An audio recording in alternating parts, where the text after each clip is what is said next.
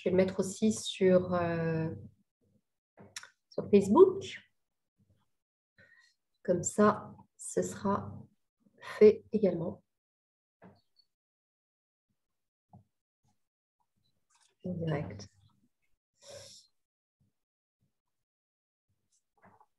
Bah, super, on est en ligne. Super. Bonjour Laïla. Bonjour Louisa, je suis ravie de te retrouver. Alors, si tu es d'accord, je vais… Pardon? Je suis enchantée. Bonjour à tous et toutes depuis mon île de Barents. C'est super de te revoir, Louisa. Alors, on va démarrer. Femmes et diversité, comme tu le sais, c'est une association qui fait la promotion de la diversité des femmes et des femmes de la diversité. Et j'ai décidé de lancer cette collection de portraits de femmes qui font bouger les lignes. Et l'idée, c'est de présenter des modèles auxquels on peut s'identifier, de femmes qui ont osé entreprendre, qui ont osé faire bouger les choses dans leur environnement social, économique, qui ont décidé d'entreprendre, comme c'est le cas pour toi aujourd'hui. Parce qu'au final, c'est le courage, la résilience et l'envie qui dessinent notre histoire de vie. Donc aujourd'hui, je suis très heureuse de t'accueillir, ma chère Louisa, pour découvrir ce que tu fais. Alors, est-ce que tu peux, dans un premier temps, nous présenter où tu vis et qu'est-ce que tu fais actuellement? Absolument. Déjà, je suis très honorée et enchantée. Merci beaucoup de m'avoir invitée, Laïla. Surtout que je suis la première. Donc, voilà, c'est un honneur pour moi. Je suis donc Louisa Lamine. Je suis la présidente et la fondatrice de Wiza Green Lab. C'est une société qui existe depuis 2020, mais si on met la recherche et développement depuis 4 ans. Donc, nous sommes une équipe de femmes. Je suis d'origine algérienne, kabyle, 3e génération, et mon identité est française. D'accord. Voilà. Tu vis actuellement, hein? Je vis à Bahreïn, c'est vrai. Je vis depuis 22 ans au Moyen-Orient, 17 ans à Bahreïn et 5 ans en Arabie Saoudite. D'accord. Et alors, qu'est-ce que tu y fais justement? Parce que tu as même créé un projet. Tout à fait. En fait, j'ai créé j'ai créé 4 sociétés, 2 en France et 2 à Bahreïn. Et donc, c'est des choses complètement différentes. Et là, la dernière société, donc Wiza Green Lab, c'est une innovation. J'en suis très fière parce que derrière, il y a énormément de travail. Donc, c'est un travail d'équipe, de femmes à travers le monde. On a travaillé avec des gens du Vietnam, de Malaisie, d'Inde, et pour terminer en Suisse, puis en France, dans mon pays. Donc, je suis très, très contente d'avoir pu en fait réaliser que finalement, la cosmétique la mieux placée pour moi, c'est pas du chauvisme, c'est la pure vérité, parce qu'il y a une histoire derrière, et la meilleure en France. Donc, nous avons créé, en fait, est-ce que tu veux savoir, est-ce que vous voulez savoir ce que nous avons créé? Alors, on a créé une lotion lavante extraordinaire, qui est je vais vous la montrer. Donc, c'est une mousse lavante pour tout le corps. Donc, ce qui fait la particularité, c'est non seulement qu'elle est végane, elle est sous forme de mousse, très facile à appliquer pour tout le corps. Donc, c'est une innovation parce qu'en fait, elle est sans rinçage. Donc, j'expliquerai plus tard, je pense, et je dévoilerai et je me confierai sur une partie de ma vie un peu plus privée. Mais c'est l'histoire qui se cache derrière cette innovation qui est extraordinaire parce qu'on peut imaginer qu'en fait, si on manque d'eau, si on a un accident de la vie, on peut être en forme et puis se retrouver alité pendant 6 mois, ou on pense aux gens qui ont des AVC, qui sont en fin de vie. Eh bien, Wiza se ferait un honneur de les aider, en fait, de redonner la dignité en fait, aux gens. Et en fait, j'aime à dire que c'est le niveau supérieur de la toilette, comme on dit en français, la toilette de chat. Donc là, il n'y a pas de rinçage. Donc en fait, la peau absorbe. Puis en fait, les particules s'en vont parce qu'effectivement, on retire les choses qu'on doit retirer. Mais elle est donc propre, hydratée et on se sent donc au même niveau que les autres. Notre volonté, c'est vraiment de démocratiser l'hygiène pour tous. Donc, c'est la mission première de Wiza, en fait. Et donc, du coup, tu as évoqué quelque chose tout à l'heure, c'est que ce produit, la clientèle est essentiellement une clientèle qui n'a pas accès à l'eau, une clientèle qui est en situation de mobilité réduite, pour ne pas dire de handicap, Absolument. ou, Oui, et aussi des femmes ou des hommes, des gens qui sont en situation de précarité, qui n'ont pas accès à une hygiène courante. Donc, est-ce que tu peux nous expliquer un peu plus pourquoi tu as voulu créer ce produit qui reste, à mon sens, assez révolutionnaire parce qu'effectivement, l'hygiène, ou en tout cas la dignité, passe par une bonne hygiène.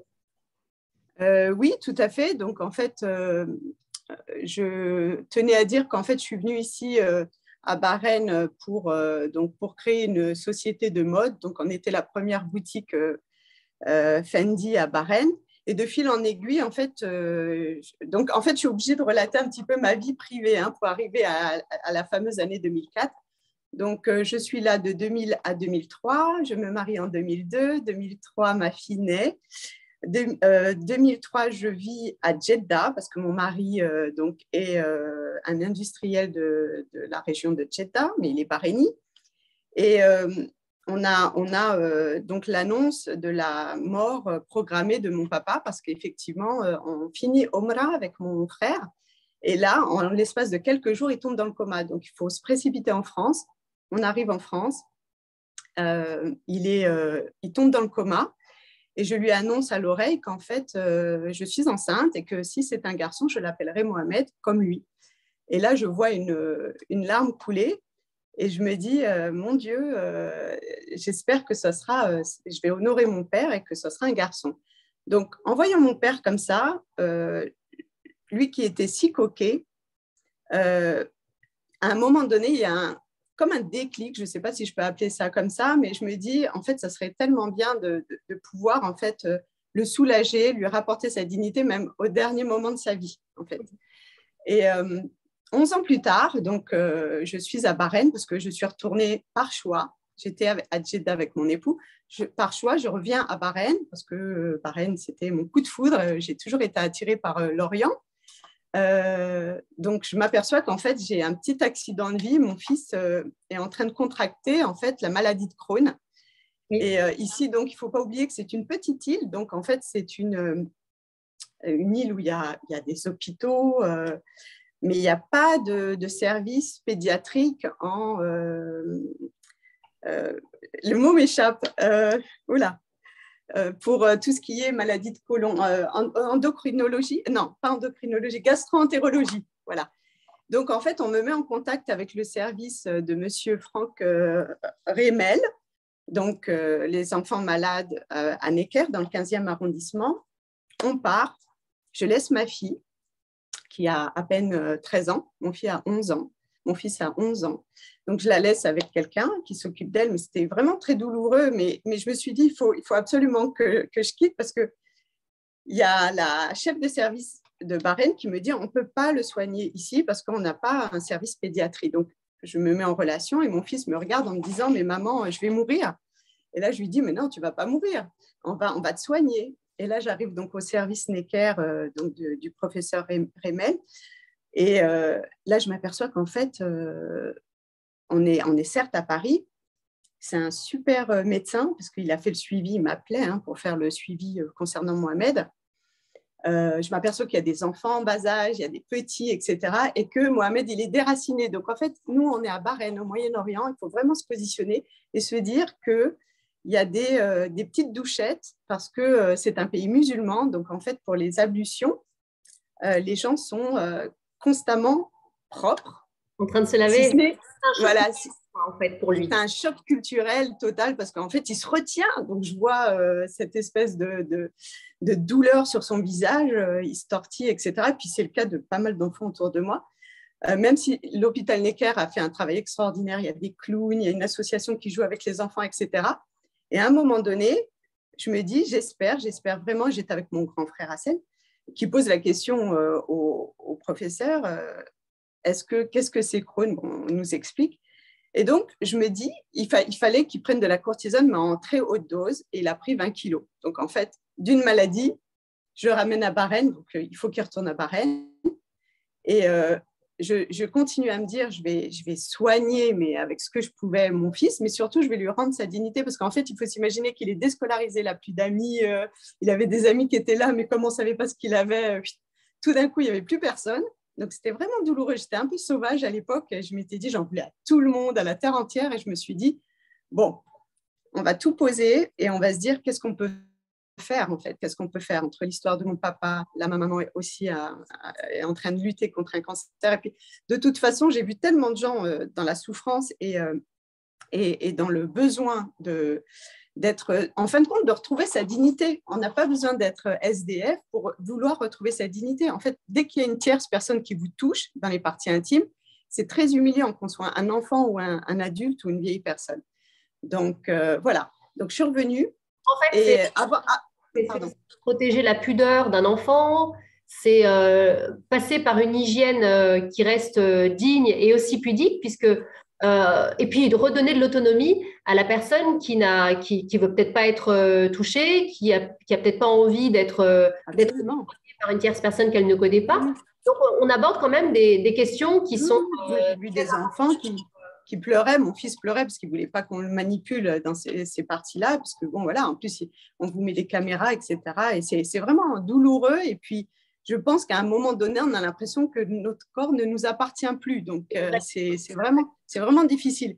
Donc, je me suis dit, avec une amie d'enfance, on a gratté toute la nuit à Paris et on s'est dit, il faut qu'on fasse un truc là. En fait, c'est vrai qu'il n'existe pas.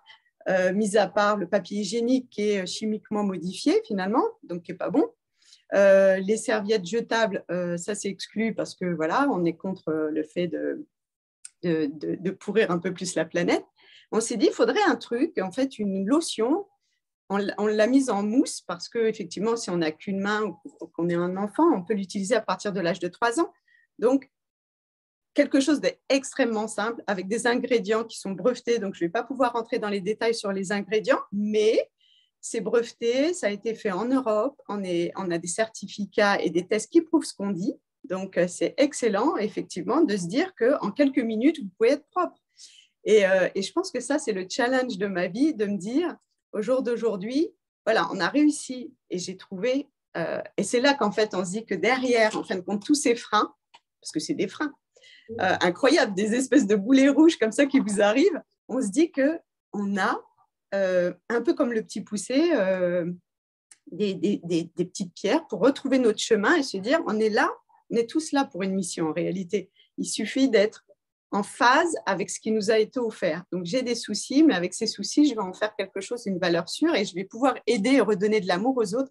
Et surtout, je serais tellement heureuse de voir dans les EHPAD, chez les personnes, toutes personnes qui souffrent, et je serais heureuse d'apporter donc à l'hôpital Necker une donation, par exemple.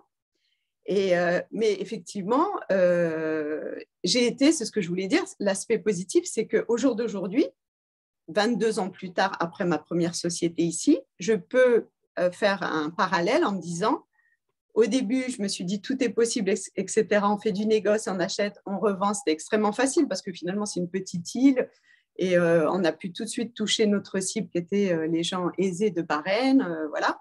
Mais là, c'est autre chose. C'est vraiment une mission humaine. Et pour moi, c'est la mission de ma vie.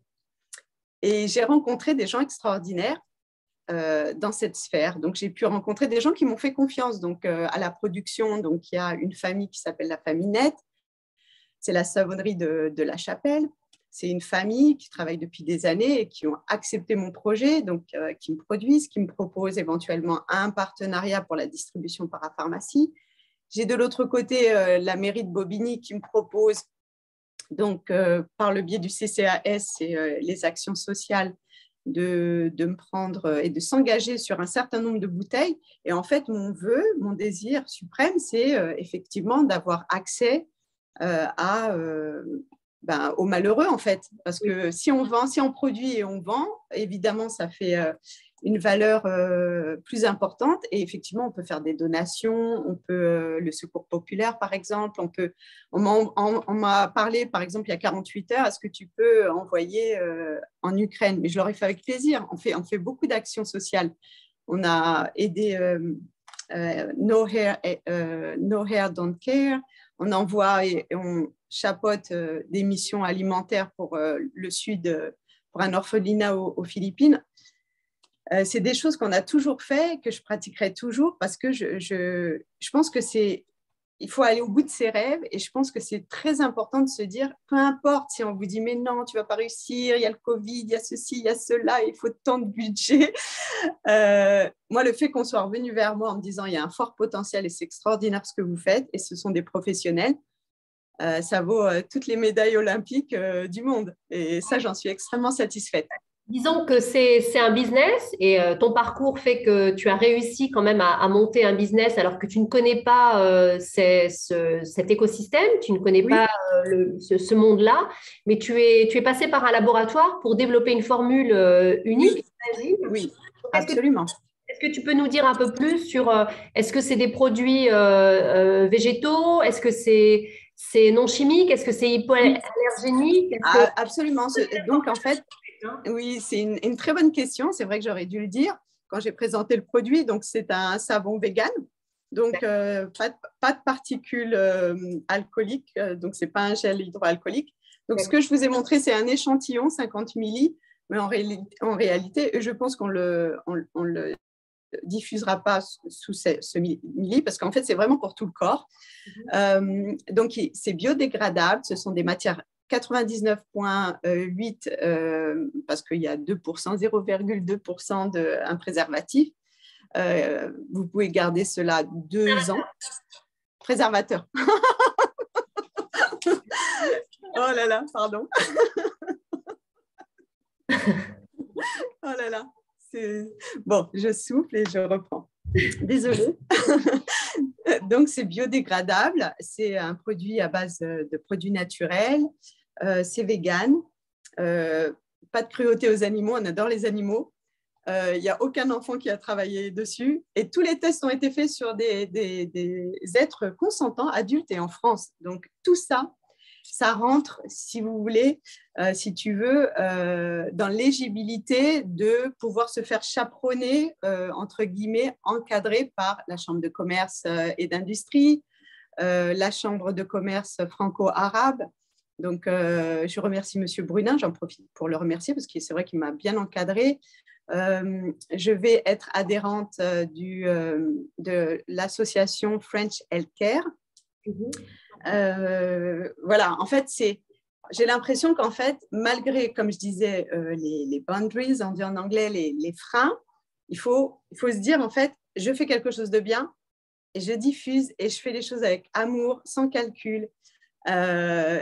Il doit se passer que du mieux, que le meilleur, que des miracles. Je crois vraiment aux miracles et je me dis, j'en ai eu. J'ai rencontré des gens et j'ai pu, par exemple, discuter avec un ministre français. Donc, je me dis, est-ce que c'est le fait que j'ai fait un parcours particulier? Parce que j'ai oublié de dire que je venais d'une zone difficile de France. Je viens de Champigny-sur-Marne, le Bois-l'Abbé. Donc, j'assume complètement. C'est une tour qui a été dynamitée. Donc, pour vous dire à tous et toutes que, en fait, je ne suis pas née avec une cuillère en argent dans la bouche. Oui. Et on ne m'a pas ouvert et je n'ai pas eu de réseau et je n'ai pas eu papa qui m'a trouvé des stages ou un boulot ou quoi que ce soit. Non, il a été là. Notre éducation a fait que maman était illettrée, elle l'est toujours, mais elle est extrêmement intelligente et c'est une femme qui est courageuse, qui a élevé 6 enfants.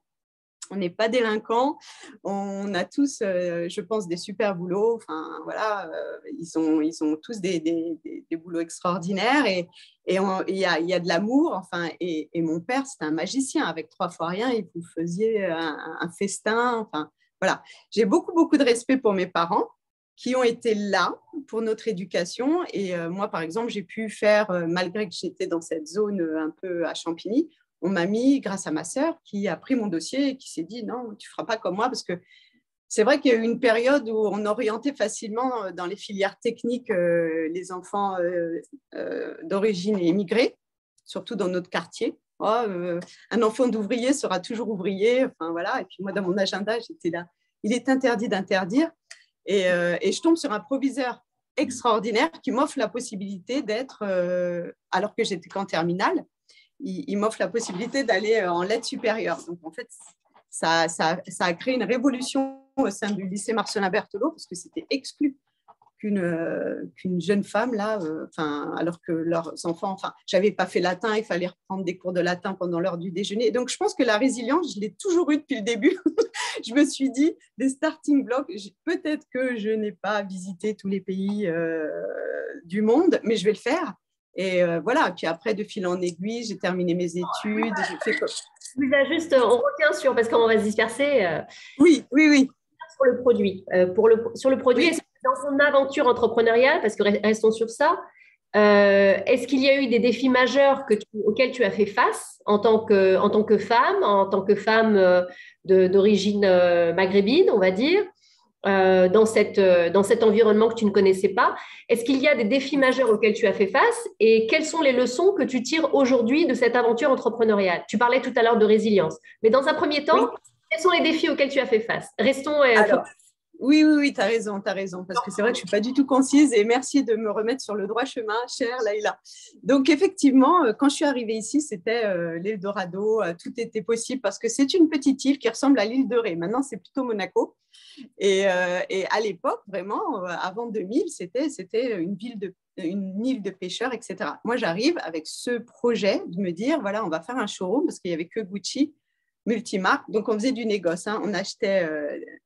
Et les défis ont été, je dirais qu'en fait, je pense que j'ai surfé sur la vague de l'entrepreneuriat en fait, à la française, parce que j'avais un passeport français. Donc, lorsque j'ai ouvert un compte, tout était facile, etc. Je ne dis pas que si j'avais eu, je ne sais pas moi, mais en tous les cas, il y avait cette volonté de la part du peuple bahreïni. Il ne faut pas oublier que Bahreïn, c'est quand même assez moderne. Les femmes conduisent ici. Dans les années 50, je pense qu'il y avait certaines femmes qui étaient au Parlement, alors que c'était presque pareil qu'en France. Les femmes ont voté autour des années 50, il me semble.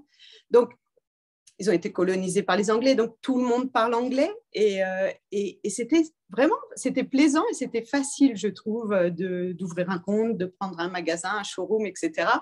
Et d'ailleurs, quand ça s'est un peu compliqué, parce que j'ai dû Ici, à l'époque, je pense que ça a changé. Si on a de l'argent, ça a changé. On peut être autonome d'un point de vue SIAR, c'est-à-dire immatriculation. Moi, j'étais obligée de me faire sponsoriser par un Saoudien, en l'occurrence.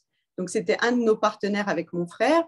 Et le type, en fait, grosso modo, j'ai dû racheter. Je me suis retrouvée dans une situation hyper critique parce que naïveté, manque d'expérience. Moi, je pensais qu'en fait, la parole avait une valeur, parce qu'à l'époque, la parole avait une valeur. Maintenant, il fallait écrire les choses et il fallait passer par un avocat d'affaires. Et donc, ça, j'ai sauté les étapes et effectivement, ça m'a coûté très, très cher. Donc, on m'a gelé mon compte. Mais dans cette mauvaise aventure, le management m'appelle et me dit, écoute, Louisa, donc, a priori, il y a un conflit, récupère ta marchandise. Donc, dans mon malheur, j'ai été tout le temps, je dirais, aidée par cette équipe, enfin, je ne sais pas comment les appeler, mais ces gens qui étaient autour de moi et qui voyaient qu'en fait, je travaillais énormément. Mais effectivement, avec le recul, je me dis, si je devais recommencer, je m'entourerais. Il faut absolument s'entourer de professionnels, se dire qu'en fait, il y a des escrocs partout. Oui. Le Moyen-Orient, c'est bien, parce que moi, je suis mariée donc, à quelqu'un d'ici, local, donc je peux voir je sais comment les gens pensent, etc. Maintenant, après 22 ans. Mais c'est le miroir aux alouettes, donc on a un peu de tout, hein, voilà. Mais donc bien je considère que j'ai... Pardon. Bien préparer son business plan, être bien entouré, travailler sur des contrats, parce que la parole, elle n'est pas toujours honorée. Absolument, absolument. Et là, justement, je dirais qu'à ce jour, le gouvernement français, quoi qu'on en dise, fait un travail exceptionnel. Okay, donc, il y a Franck Riester, le ministre de l'Export, qui a lancé France Relance, il y a la BPI, il y a France Active, il y a des associations qui vous offrent la possibilité d'avoir des prêts d'honneur. La Chambre de commerce et d'industrie de votre région vous chapeaute, donc avec des experts en loi internationale, juridique. On vous connecte à des chambres de commerce, par exemple ici en Arabie Saoudite ou à Bahreïn ou à Dubaï ou quoi que ce soit, pour avoir un petit réseau qui se développe. Mais encore une fois, c'est chronophage. Après, il faut faire son choix. Et puis, par habitude, moi, maintenant, je pense que je sais ce qui peut m'intéresser, ce qui peut moins m'intéresser. Il faut faire son tri. Et il faut surtout s'entourer de professionnels, encore une fois. Moi, je sais que je ne cesserai jamais d'apprendre des autres, des personnes âgées ou moins âgées. Il suffit juste d'avoir par exemple, j'ai une juriste qui me suit, qui est a priori qui a la moitié de mon âge, mon expert comptable qui est extraordinaire, Nabil. Et donc, je me dis, tous ces gens, en fait, sont là. C'est comme si, en fait, on avait une toute petite entreprise, parce que c'est qu'une start-up, hein, avec un fort potentiel, certes, mais c'est une start-up. Et on doit fonctionner comme si on avait une multinationale. Donc ça, c'est important aussi de le comprendre. Il ne faut pas hésiter, il ne faut pas avoir le syndrome de l'imposteur, surtout pas, parce qu'en fait, on l'a forcément, et se dire qu'on est à notre place, qu'on mérite cette place et qu'il n'y a pas de raison pour que ça ne fonctionne pas, en fait. Il faut se dire qu'en fait, on est bien ancré et que ça devrait fonctionner. Il n'y a aucune raison que ça foire. Voilà, ce sont mes… Ma dernière question, Oui. Louisa, c'est si tu à refaire, est-ce que tu le referais pareil ou qu'est-ce que tu changerais en fait Ah oui, je ferai la même chose. Donc, moi, j'ai un peu sauté sans parachute, en fait. Je me suis accrochée à un autre parachutiste, donc je ne me suis pas trop fait mal. C'est un peu l'image que j'ai. Mais je pense que j'ai un grain de folie. Je suis un peu visionnaire. Je sais que ça paraît prétentieux de dire ça, mais comme je suis hyper sensible, je sens les choses. Et c'est pour ça que j'avais envie de passer sur plusieurs catégories. Je sais qu'il faut…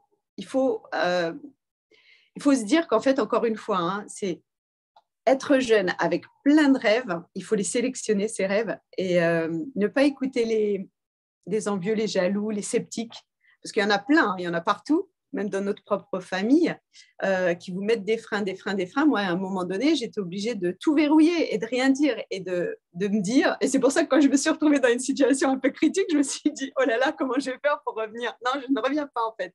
Je dois m'en tirer toute seule. Et si on a ce mental, on appelle ça un mindset en anglais, quand on a ce mental de se dire, même si tu es par terre, tu te relèves, ma grande, et tu trouves des solutions, en fait. Il est hors de question que tu reviennes en ayant… Par contre, on a le droit de faire des erreurs, on a le droit de tomber. Je ne dis pas que je ne suis pas en train de bâcher quelqu'un qui ne réussit pas du premier coup. Forcément qu'il va y avoir plein de choses négatives, peut-être au début ou peut-être pas. Il faut s'accrocher et ne pas désespérer parce que voilà, je pense qu'il y a toujours une belle étoile et il y a toujours, je crois, aux gens.